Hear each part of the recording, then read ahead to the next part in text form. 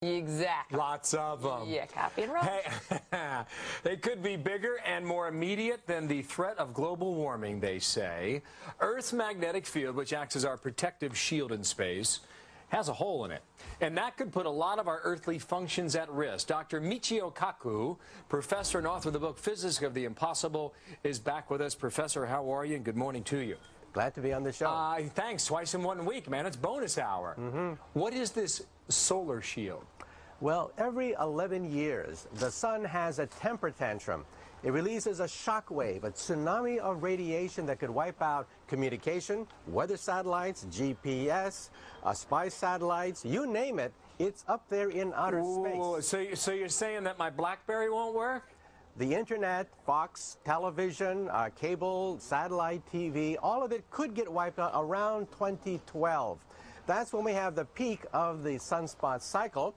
That's when the sun's magnetic field flips. North Pole and South Pole flip, releasing a shock wave of radiation, which will then hit the Earth minutes later, potentially wiping out a good chunk of our satellite communications. We're watching it very carefully now. Well, Doc, this happens how often, you say?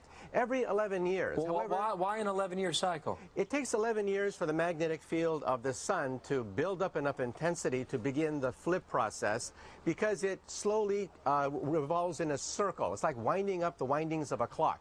If you wind up the mainspring of a clock too much, it boing, comes out of control. Same thing with the sun's magnetic field. It literally flips every 11 years, releasing a shock wave of radiation. And that means we have to start to think about reinforcing our satellites, building redundant systems, because it means that GPS, the power grid, weather satellites, communication satellites, satellite television, all of that could get disrupted, peaking around 2012. So your point is we can't do anything about it in space, but we can do something back here on Earth. That's right. But backup systems, are companies really doing that? Well, they're going to have to do it because, see, we scientists made a mistake. We thought that the next cycle was going to be quiet. Well, some of our data was off by a factor of 20, and that's why we're issuing this alert now. We made a mistake. The next cycle, peaking around 2012, will be much more serious than we previously thought. Now, in the past, we dodged the bullet because we didn't have that many satellites up there 11, 22 years ago.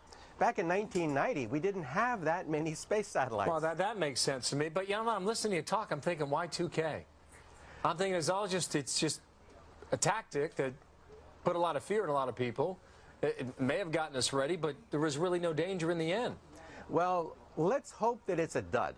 Let's hope that nothing happens. However, what if? What if our communication systems are wiped out? Billions of economic activity could be jeopardized. Do you think anyone's taking this seriously? I think we're going to have to. The physicists are now sounding the alert. We made the mistake. We made the wrong projection. The next solar cycle will be more intense than previously thought. And an ounce of prevention is worth a pound of cure. Now's the time to begin to create redundant systems, reinforce our satellites, build backup systems. All right. Michio Kaku, the word is out.